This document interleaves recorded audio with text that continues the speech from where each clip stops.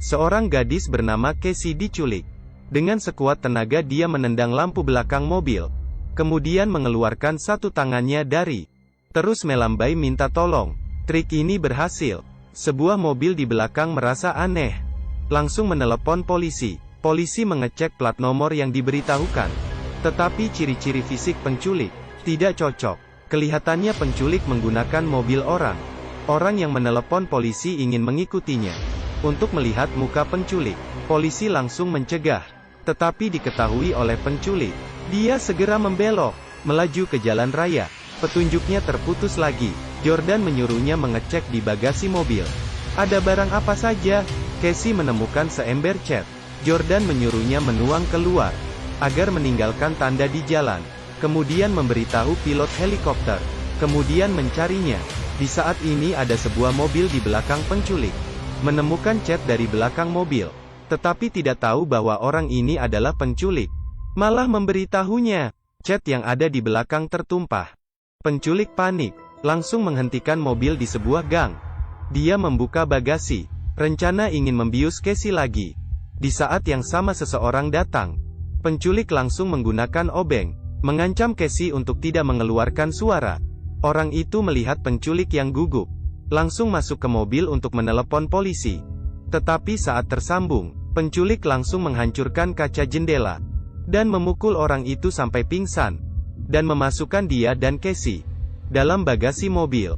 Casey memberitahu Jordan sambil menangis, bahwa penculik menukar mobil. Tetapi tidak lama kemudian, orang itu sadar, dan berteriak panik, membuat penculik marah.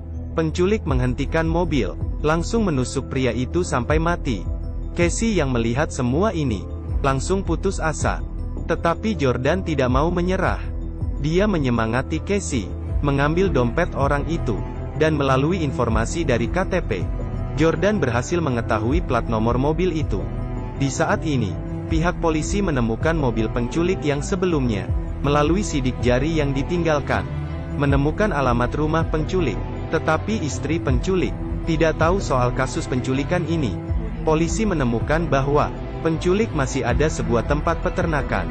Langsung segera ke sana. Di sisi lain, penculik sedang mengisi bensin. Casey dengan cemas naik dari bagasi ke kursi belakang. Tetapi hanya setengah badan saja. Dia segera melambaikan tangannya, berteriak minta tolong dari staf. Akhirnya menarik perhatian staf. Staf menghadapi penculik dengan pisau, berencana membuka pintu mobil, tapi penculiknya langsung mengarahkan pistol minyak ke arahnya. Setelah penyemprotan, penculik melempar korek api. Staf itu terbakar oleh api. Penculik yang frustrasi membuka bagasi, memukul gadis hingga pingsan. Jordan kehilangan kontak lagi. Penculik sampai di peternakannya. Ketika dia menggendong Casey, mengetahui telepon yang sudah terpanggil selama 1 jam lebih. Jordan memintanya untuk menyerahkan diri. Jangan sakiti Casey. Tetapi penculik hanya berkata, sudah terlambat. Beberapa kata itu saja, tiba-tiba menarik pikiran Jordan kembali setengah tahun yang lalu. Adegan yang pernah terjadi. Dia langsung sadar, penculik adalah pembunuh. Seorang gadis setengah tahun lalu. Polisi tiba di peternakan malam hari. Mereka mencarinya beberapa kali, juga tidak menemukan jejak apapun. Pembunuh mesum mendorong Casey itu ke meja operasi, memakaikan oksigen padanya, kemudian mengoyakkan bajunya, membuka sepatunya. Kemudian, dia mulai menyuci rambut Casey. Di sisi lain Jordan datang ke rumah penculik, mencari dengan detail. Dia menemukan ruang bawah tanah yang tersembunyi. Ketika dia ingin menelepon polisi, ponselnya terjatuh karena panik, dan ruang bawah tanah tidak ada signal. Demi menyelamatkan Casey, dia masuk perlahan ke ruang bawah tanah. Dengan hati-hati mencari di ruangan, pembunuh itu tiba-tiba datang. Jordan langsung bersembunyi di salah satu kamar.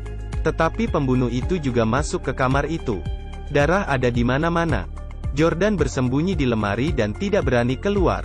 Melalui celah, dia melihat pembunuh mengambil wig dan menciumnya.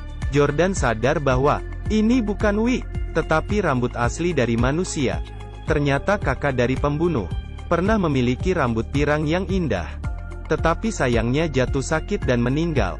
Mulai saat itu pembunuh mulai membunuh gadis berambut pirang di mana-mana, mengumpulkan rambut. Di saat ini pembunuh sepertinya melihat Jordan mendekat ke lemari. Jordan menahan napasnya. Untung saja pembunuh hanya memegang baju yang ada di lemari, menciumnya dan pergi. Pembunuh kembali ke meja operasi lagi, mengambil pisau, berencana memotong kulit kepala Casey, membuat barang pajangan baru. Pada saat itu, Jordan pelan-pelan berjalan ke belakang pembunuh, memukulnya sampai pingsan. Saat dia ingin melepaskan tali Casey, pembunuh itu tiba-tiba sadar, memasukkan kepala Jordan ke air. Sudah hampir kehilangan nafas, Casey menikam pembunuh dari belakang. Keduanya berlari menuju jalan keluar. Pembunuh pun mengejar mereka. Tiba-tiba pembunuh berteriak kesakitan. Casey menikamnya sekali lagi. Jordan menendangnya kembali ke ruang bawah tanah. Akhirnya mereka selamat. Jordan mengeluarkan ponsel, berencana menelepon polisi.